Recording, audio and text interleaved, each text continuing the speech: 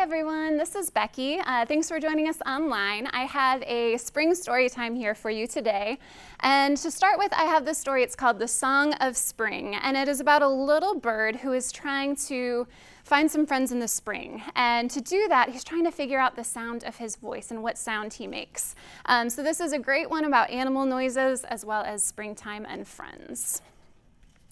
As spring approaches, the birds begin to sing, whistle, and chirp so that they can attract their friends. When Mr. Blackbird sings his blackbird song, Mrs. Blackbird comes flying by. It's the same with robins and with all other birds too.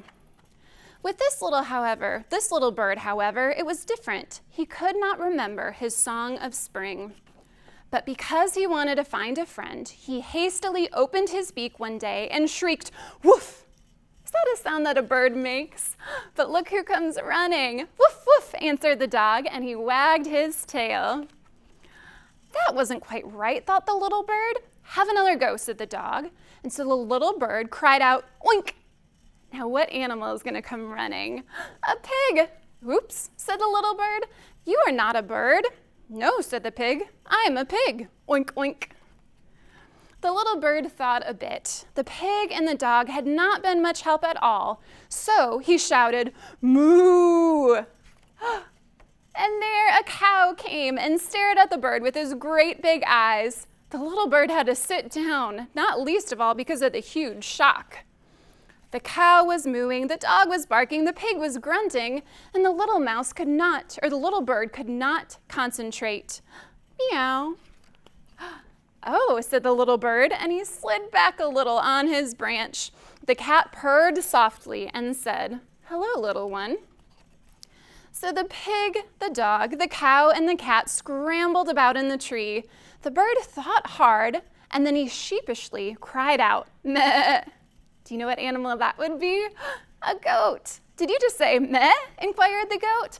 "It came out wrong," said the little bird, and he blushed a lot. "Now I have it," cried the little bird. Nervously, the goat, the pig, the cow, the cat, and the dog looked on, and the bird chirped, "Hee-haw!"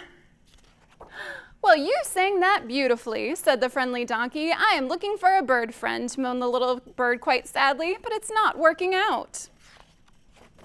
So what now? The donkey, the goat, the pig, the cat, the dog, and the cow looked quizzically at the little bird. At last he said, "I cannot think of anything." Awkward silence, pawing the ground, ear wiggling, horn scratching. Suddenly, there was a deafening sound. Perp!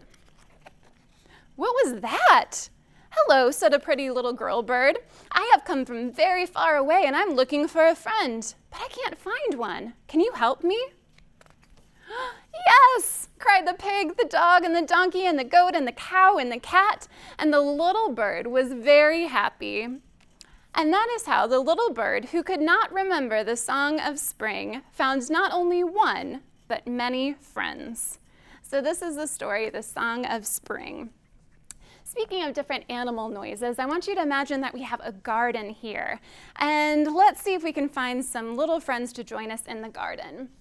There's something in my garden. Now what can it be? There's something in my garden that I really can't see. So let's listen for its funny sound. Ribbit, ribbit. What would that be? A frog is what I found. There we have our frog in our garden. I wonder what other critters we can find. Let's use our ears and listen carefully. There's something in my garden. Now what can it be? There's something in my garden that I really can't see. So let's listen for its funny sound. Thump, thump, thump, thump. That's a hard one. Do you know what animal would be thumping around in the garden? How about a bunny? We've got a rabbit in our garden. So far we have a frog and a rabbit in the garden. Let's see if there's anything else we can find. There's something in my garden. Now what can it be? There's something in my garden that I really can't see. Let's listen for its funny sound. Caw, caw. Do you know what bird that would be? We've got a crow, a black crow. It matches in with this board.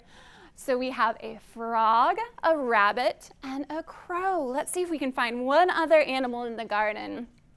There's something in my garden, now what can it be? There's something in my garden that I really can't see. Let's listen for its funny sound. Squeak, squeak.